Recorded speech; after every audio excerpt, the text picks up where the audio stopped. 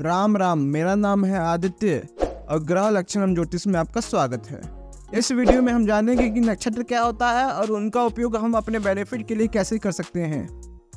देखिए, नक्षत्र शब्द दो शब्दों से मिलकर बना है, नक्श प्लस तारा, यानी टू मैप द स्टार, अर्थात तारों द्वारा ब्रह्मांड को मैप करना। देखिए, राशियों का वर्गीकरण तो बाद में हुआ है। वैदिक काल में सबसे पहले नक्षत्र ही थे, उसके बाद राशियों का आगमन हुआ है। नक्षत्र के द्वारा हम ग्रह के फल को प्रिसाइज ढंग से जान सकते हैं। आप जानते होंगे कि नक्षत्र 27 होते हैं। नक्षत्रों का वर्गीकरण चंद्रमा के आधार पर हुआ है।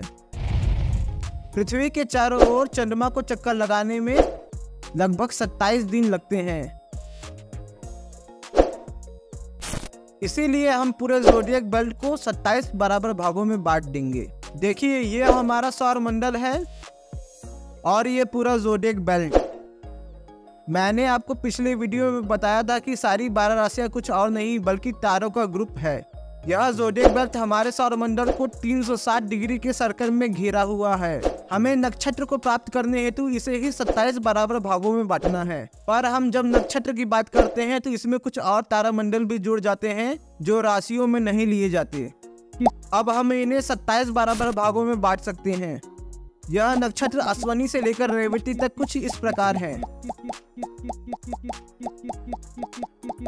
देखिए, नक्षत्र और राशियां एक ही ज़ोडिएक बेल्ट के अलग अलग डिवीजन हैं। सुविधा के लिए इन्हें हम कुछ इस प्रकार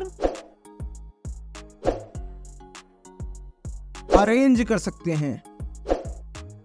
क्योंकि नक्षत्रों का वर्गीकरण चंद्रमा के आधार पर ही हो रहा है, इसलिए चंद्रमा का नक्षत्रों से बहुत गहरा लिंक है।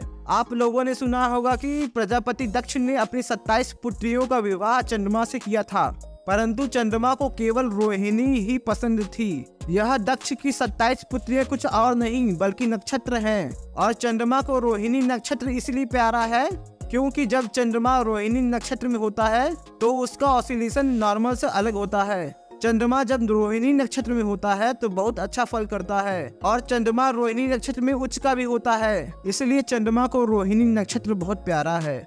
यह सब इसी चीज का मेटाफर है। क्योंकि चंद्रमा पृथ्वी का चक्कर लगभग 27 दिन में लगाता है, इसीलिए चंद्रमा 27 दिन में 27 नक्षत्र कवर कर लेता है अपनी हर एक पत्नी के लिए एक दिन। 27 नक्षत्रों के अलावा भी एक 28वां अभिजीत नक्षत्र भी होता है जो मुहूर्त पर्पस के लिए इस्तेमाल होता है, लेकिन जन्म कुंडली के एनालिसिस में इसका इस्तेमाल नहीं होता है। अभिजीत नक्षत्र को हम मुहूर्त वाले वीडियो में समझेंगे। अब देखिए, 12 राशियां होती हैं और 27 नक्षत्र, अतः एक राशि में 2.25 नक्षत्र होते हैं। इन्हें हम आगे समझेंगे। अब क्योंकि सर्कल 360 डिग्री का होता है, यह तो सबको पता ही होगा। अब क्योंकि राशियां 12 है, इसीलिए हम 360 को 12 से भाग करेंगे तो आंसर 30 डिग्री आएगा। इसीलिए सभी राशियों का स्पैन यानी विस्तार 30 डिग्री का होता है। अब क्योंकि सर्कल 360 डिग्री का होता है और नक्षत्र 27 हैं, इसलिए हम 360 में से 27 का भाग देंगे तो 13.33 डिग्री आएगा। आपको पता होगा कि जब डिग्री का कैलकुलेशन करते हैं तो इसे पॉइंट में नहीं लिखते, इसे हम degree, arc minute, arc second में लिखते हैं, जिसे शुद्ध हिंदी में अंश कला विकला कहते हैं। इसलिए जब हम 13.33 डिग्री को डिग्री मिनट सेकेंड में बदलते हैं तो 13 डिग्री 20 मिनट आता है, यानी हिंदी में 13 अंश 20 कला। अतः प्रत्येक नक्षत्र 13 डिग्री 20 मिनट का होता है। इसकी सहायता से हम सभी नक्षत्रों का स्टार्टिंग और एंडिंग पॉइंट ज्ञात कर सकते हैं। इसकी सहायता से हम किसी भी ग्रह का डिग्री जान के उसका नक्षत्र निकाल सकते हैं। पिछले वीडियो में मैंने आप सबको दिक् पंचांग वेबसाइट के बारे में बताया था। चलिए, अब हम इस एग्जाम्पल कुंडली को फिर से डिस्कस कर लेते हैं। देखिए, इस व्यक्ति के जन्म के समय चंद्रमा तुला राशि में 21 डिग्री 2 मिनट पर था। देखिए, इसके बगल में इसका नक्षत्र लिखा हुआ है, पर फिर भी मैं इसे डिग्री द्वारा आपको निकालना सिखा देता हूँ। देखिए, यहाँ विशाखा नक्षत्र 20 डिग्री तुला से शुरू होता है और वृश्चिक राशि में 3 डिग्री 20 मिनट पर खत्म हो जाता है। आप किसी भी ग्रह का नक्षत्र इसी प्रकार निकाल सकते हैं। एक बात और ध्यान रखिए, आपकी जन्म कुंडली में चंद्रमा जिस भी नक्षत्र में है वही नक्षत्र आपका जन्म नक्षत्र होगा, उसी नक्षत्र के एट्रीब्यूट्स आप में आते हैं। अब 13 डिग्री 20 मिनट का विस्तार बहुत बड़ा होता है। कोई भी ग्रह यदि इस पूरे विस्तार में कहीं भी होगा तो क्या एक ही जैसा फल देगा? इसलिए हमारे ऋषियों ने प्रत्येक नक्षत्र को 4-4 बराबर भागों में बांटा है। जिसे पद या चरण भी कहते हैं। देखिए, यह प्रथम पद है, यह द्वितीय पद, यह तृतीय पद और यह चतुर्थ पद। और प्रत्येक नक्षत्र को एक एक साउंड से एसोसिएट किया गया है। जैसे अश्विनी नक्षत्र के प्रथम पद को चू साउंड से एसोसिएट किया गया है, द्वितीय पद को चे साउंड से एसोसिएट किया गया है, तृतीय पद को चू से, चतुर्थ पद को ला से, भरणी नक्षत्र के प्रथम पद को ली से, इत्यादि। प्रत्येक नक्षत्र को एक देवता से भी एसोसिएट किया गया है। इन देवताओं की गुणधर्मों से इन नक्षत्रों का गुणधर्म जानने में बहुत ज्यादा सहायता मिलती है। जैसे अश्विनी नक्षत्र के देवता अश्विनी कुमार है, यह देवताओं के वैद्य हैं। वैद्य जख्म भरने अर्थात हीलिंग में सहायता करता है। अतः जिनका चंद्रमा अश्विनी नक्षत्र में होता है वह प्रायः दूसरों को अच्छी सलाह देते हैं, जिससे उसका जख्म भर सके अर्थात प्रॉब्लम से छुटकारा मिल सके। इसी प्रकार भरणी नक्षत्र के देवता यमराज हैं। इसलिए इस नक्षत्र में प्रायः कोई शुभ काम नहीं करना चाहिए, क्योंकि यमराज मृत्यु के देवता हैं। इसलिए इस नक्षत्र में किए गए कार्य की भी मृत्यु हो जाती है, अर्थात काम खराब हो जाता है। परंतु यह नक्षत्र कोई क्रूर कार्य करने के लिए अच्छा है। इसी प्रकार कृतिका नक्षत्र के देवता अग्नि हैं और सभी नक्षत्रों के देवता इस टेबल में मेंशन है। और यह है सभी नक्षत्र चरणों की कॉरस्पॉन्डिंग साउंड्स। अब यदि आपको अपना जन्म अक्षर जानना है तो सिंपली अपनी कुंडली में चंद्रमा का नक्षत्र और उसका पद देखिए। इस कुंडली में विशाखा नक्षत्र है और प्रथम पद है। अब इस टेबल में विशाखा नक्षत्र का प्रथम पद देखिए, इसे 30 शब्द से एसोसिएट किया गया है। यही 30 शब्द इस व्यक्ति का जन्म अक्षर है। आपका कुंडली वाला नाम इसी जन्म अक्षर से शुरू होता है। अब देखिए, नक्षत्र 27 होते हैं और प्रत्येक के 4-4 हिस्से होते हैं। इसलिए जब 27 को 4 से गुणा करते हैं तो 108 आता है। आप जब किसी भी मंत्र का 108 बार जाप करते हैं तो हर एक मंत्र ब्रह्मांड के एक एक हिस्से को कवर करता है। चाहे आपका कोई ग्रह कितना भी खराब हो, वह ब्रह्मांड के किसी न किसी हिस्से में तो अवश्य ही रहेगा और बार बार मंत्र की जप से वह हिस्सा रिकवर कर जाएगा। इसलिए सनातन धर्म में 108 बार मंत्र जप करने का इतना बड़ा महत्व है। मैंने आपको इस वाले वीडियो में नाम राशि के बारे में बताया था। यह टेबल इन्हीं नक्षत्र पदों से बना हुआ है। देखिए, हर नक्षत्र का 4 पद होता है और हर राशि में कुल 9 पद होते हैं। इसीलिए हर राशि में 2.25 नक्षत्र होते हैं। यहाँ देखिए, मेष राशि में अश्विनी नक्षत्र के 4 पद हैं, ये भरणी नक्षत्र के 4 पद हैं और कृतिका नक्षत्र का केवल 1 पद है। और यह हो गए 2.25 नक्षत्र जो एक राशि का स्पैन है। कृतिका के बाकी 3 नक्षत्र अगली राशि वृष में है। इसी प्रकार बाकी के नक्षत्र पद समझना चाहिए। अब सबसे ज्यादा इम्पोर्टेंट चीज, नक्षत्र का उपयोग किस प्रकार हम अपने जीवन को बेहतर करने के लिए कर सकते हैं। देखिए, कोई नक्षत्र ना तो अच्छा होता है ना ही बुरा। प्रत्येक नक्षत्र के कुछ एट्रीब्यूट्स यानी गुणधर्म होते हैं। दिक्कत तब आती है जब हम उस पर्टिकुलर नक्षत्र में उसके गुणधर्म के बिल्कुल विपरीत काम करते हैं। एग्जाम्पल के लिए यह नक्षत्र के स्वभाव हैं। देखिए, मृगशिरा, चित्रा, अनुराधा, रेवती मृदु नक्षत्र हैं। मृदु का मतलब कोमल होता है। तो यदि आपसे कोई रूठ गया है और आपको उसको मनाना है तो वह समय खोजिए जहां चंद्रमा मृदु नक्षत्र में गोचर यानी ट्रांजिट कर रहा है। वह व्यक्ति आसानी से मान जाएगा। सिंपल शब्दों में ट्रांजिट का मतलब होता है आकाश में ग्रहों की करंट पोजीशन। अब चंद्रमा का ट्रांजिट देखने के लिए आप दिक् पंचांग वेबसाइट का इस्तेमाल कर सकते हैं। मैंने अपने पिछले वीडियो में आपको मोबाइल से कुंडली बनाना सिखाया था। देखिए, इस पेज का डिस्क्रिप्शन में लिंक है। बस आपको इस प्लेस वाले सेक्शन में अपना प्लेस लिखना है और सिंपली इस पेज को रिफ्रेश करना है ऐसे। अब आपको पंचांग वाले सेक्शन में जाना है और देखिए, यहाँ नक्षत्र दिखा रहा है। ये नक्षत्र आप चंद्रमा का पोजीशन देख के भी ज्ञात कर सकते हैं। यही नहीं, आप पंचांग वाले सेक्शन में भी दैनिक पंचांग पर क्लिक कर सकते हैं। और ये आ गया नक्षत्र। इसमें यह भी लिखा आ रहा है कि इस समय पूर्वाषाढ़ा नक्षत्र कितने बजे से कितने बजे तक रहेगा। देखिए, अगर आप किसी को मनाने मृदु नक्षत्र के बजाय उग्र नक्षत्र में चले गए तब तो झगड़ा होगा ही होगा। एक बात हमेशा ध्यान रखिए, किसी को मनाना है तो मृदु नक्षत्र में मनाइए। उग्र नक्षत्र में मनाएंगे तो बात बिगड़ जाएगा।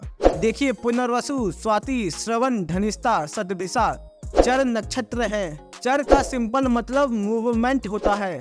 यदि आप ऐसा कोई काम करना चाहते हैं जिसका मूवमेंट हमेशा बना रहे, जैसे दुकान इत्यादि खोलना है और आप चाहते हैं कि आपका दुकान हमेशा चलता रहे, तो चर नक्षत्र का इस्तेमाल करिए। यदि आप स्थिर नक्षत्र का इस्तेमाल करेंगे तो दुकान ठप पड़ जाएगा या फिर ग्रोथ नहीं होगा। यदि गाड़ी खरीदना है तो चर नक्षत्र में खरीदिए ताकि उसका मूवमेंट हमेशा बना रहे। यदि आप स्थिर नक्षत्र में गाड़ी खरीदेंगे तो एक तो यह कंडीशन हो सकता है कि या तो वह ज्यादातर गैराज में ही पड़ा रहे या फिर उसमें कंटिन्यूअस खराबी आती रहेगी ताकि आप उसे ज्यादा चला ना सके। रोहिणी, उत्तरा फाल्गुनी, उत्तरा भाद्रपद, उत्तराषाढ़ स्थिर नक्षत्र हैं। स्थिर का मतलब फिक्स होता है। यदि आप कोई ऐसा काम करना चाहते हैं जो लंबे समय तक बना रहे, लंबे समय तक फिक्स रहे, तो आप इसे स्थिर नक्षत्र में कर सकते हैं, जैसे घर बनवाना, कंस्ट्रक्शन करवाना इत्यादि। यदि आपको बैंक में पैसा जमा करना है तो आप स्थिर नक्षत्र का प्रयोग कर सकते हैं। यदि कोई फिक्स डिपॉजिट कराना है और आप चाहते हैं कि समय से पहले उसको न तोड़वाना पड़े, तो वह समय चुनिए जिस समय चंद्रमा रोहिणी, उत्तरा फाल्गुनी, उत्तराषाढ़, उत्तरा भाद्रपद नक्षत्र में हो। चलिए अब नक्षत्र के कुछ और गुण धर्मों पर ध्यान देते हैं। नक्षत्रों को ऊर्ध्वमुखी, अधोमुखी, तिर्यकमुखी के आधार पर 3 भागों में बांटा गया है। ऊर्ध्वमुख का मतलब होता है ऊपर की ओर, अधोमुख का मतलब होता है नीचे की ओर, तिर्यकमुख का मतलब होता है सामने की ओर। यदि आपको बिल्डिंग इत्यादि बनवाना है जो जमीन से ऊपर की ओर वाला काम है, तो ऐसे काम को आप इस नक्षत्र में शुरू कर सकते हैं। यदि आपको अंडरग्राउंड इत्यादि बनवाना है, जमीन खुदवाना है, तो अधोमुखी नक्षत्र का इस्तेमाल करिए। इन दोनों का एक और मतलब हो सकता है। ऊर्ध्वमुख का मतलब होता है ऊपर की ओर अर्थात ग्रोथ, अधोमुखी का मतलब नीचे की ओर हो सकता है अर्थात डाउनफॉल। तो यदि इन्वेस्टमेंट करना है तो ऊर्ध्वमुखी नक्षत्र में करिए क्योंकि उसका दाम बढ़ता रहेगा। अगर जमीन खरीदना हो तो ऊर्ध्वमुखी नक्षत्र अच्छा रहेगा, और यही काम यदि आप अधोमुखी नक्षत्र में करेंगे तो हो सकता है कि जमीन की दाम गिर जाए या फिर कुछ ऐसी स्थिति बन जाए कि आपको जमीन एक्चुअल प्राइस से कम दाम में बेचना पड़े। चलिए अब अगला ट्रिब्यूट देखते हैं। देखिए, लोचन का मतलब होता है आँख, दृष्टि, देखना। अब सुलोचन नक्षत्रों को देखिए। सु का मतलब होता है सुगमता से अर्थात आसानी से, और लोचन का मतलब होता है देखना, अर्थात यदि आपको कोई ऐसा काम करना है जो सबको आसानी से दिख जाए तो आप सुलोचन नक्षत्र का इस्तेमाल कर सकते हैं। देखिए, इसका एक और एप्लीकेशन हो सकता है कि सुलोचन नक्षत्र में यदि कोई इंपॉर्टेंट वस्तु खो गई है तो वह आपको आसानी से मिल जाएगी, और अंडलोचन नक्षत्र में खोई हुई वस्तु शायद ही आपको मिले। अंडलोचन का मतलब ही होता है जो आपको कभी ना दिखे। मैं आपको अपना एक्सपीरियंस शेयर करता हूँ। एक बार मेरे किसी रिलेटिव का 60,000 रुपए गायब हो गया था। जब मुझे पता चला तो मैंने सिर्फ इतना देखा कि चंद्रमा किस नक्षत्र में है। उस समय चंद्रमा पूर्वा फाल्गुनी नक्षत्र में था। मैंने उस व्यक्ति से कहा, देखिए सामने ही पैसा रखा होगा, और 2-3 घंटे में ही उस रिलेटिव की पैंट की जेब में से रुपया मिला। इसी से जुड़ा हुआ एक और एक्सपीरियंस मैं आपको शेयर करता हूँ। एक बार कोई फंक्शन था, मेरे किसी रिलेटिव का सोने का चेन खो गया। बहुत देर खोजने के बाद सब लोग बहुत पैनिक हो गए कि आज तो हो गया मोटा नुकसान।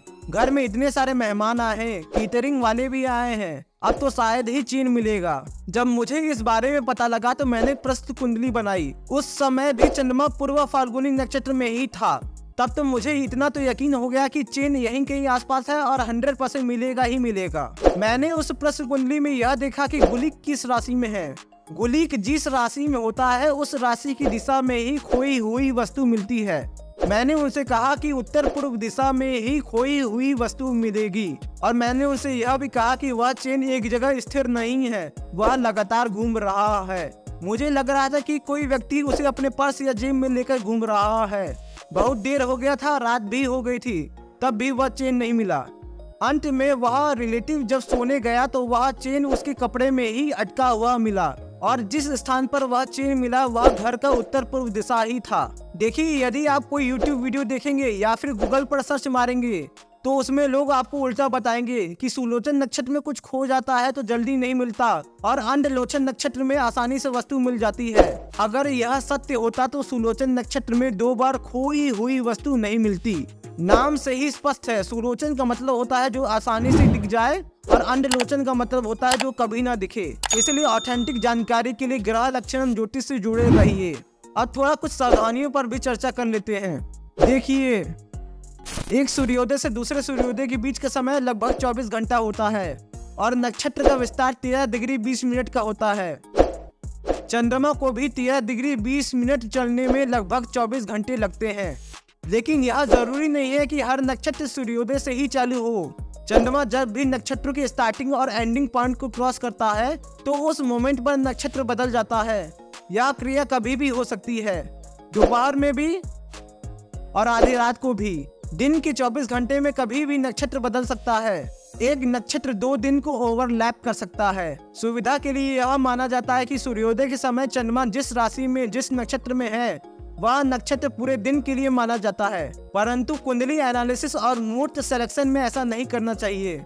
जिस मोमेंट पर व्यक्ति का बर्थ हो रहा है अथवा जिस मोमेंट पर कोई कार्य शुरू हो रहा है, ठीक उसी मोमेंट पर चंद्रमा जिस नक्षत्र में है उसी नक्षत्र को मानना चाहिए। नहीं तो पता चला आप ऊर्ध्वमुखी नक्षत्र सोच की इन्वेस्टमेंट कर दिए और वास्तव में वह अधोमुखी नक्षत्र था। अतः जिस मोमेंट पर कार्य करना है उस मोमेंट पर नक्षत्र अवश्य चेक कर लीजिए। अब देखिए, ऊर्ध्वमुखी नक्षत्र में आपको 9 नक्षत्र मिलते हैं। जरूरी नहीं है कि यह सारे नक्षत्र आपको सूट करे। अब इनमें से कौन सा नक्षत्र आपके लिए अच्छा है, कौन सा नक्षत्र आपके लिए अच्छा नहीं है, इसको पता लगाने के लिए बहुत सारी विधियां हैं। नव तारा विधि उसमें से एक है। आप बिना इन विधियों के भी इसे प्रयोग कर सकते हैं, पर इससे एक्यूरेसी लेवल बहुत ज्यादा बढ़ जाता है। यह सारी विधियां समझाने के लिए टाइम नहीं है, वीडियो बहुत लंबा हो रहा है। मैं जब मुहूर्त वाला सीरीज चलाऊंगा तो इसके बारे में हम चर्चा करेंगे। देखिए, मैंने आपको जो एप्लीकेशंस बताए हैं वह तो कुछ नहीं है। नक्षत्रों के और भी बहुत सारे गुणधर्म हैं जिनके एप्लीकेशंस लिटरली हजारों में हैं। अभी तो मैं बस बेसिक चीजों को टच कर रहा हूं ताकि आपको एस्ट्रोलॉजी का ओवरव्यू मिल सके। जब आप लेमैन से बिगिनर लेवल पर पहुंच जाएंगे तो मैं इन सभी टॉपिक्स पर इन डेप्थ वीडियोस बनाऊंगा। अब यदि आपको मेरा वीडियो पसंद आया है तो इस वीडियो को लाइक करिए, मेरे चैनल को सब्सक्राइब करिए और बेल आइकन भी दबाइए। चलिए अब मिलते हैं किसी और एनिमेटेड वीडियोस में। जय श्री राम।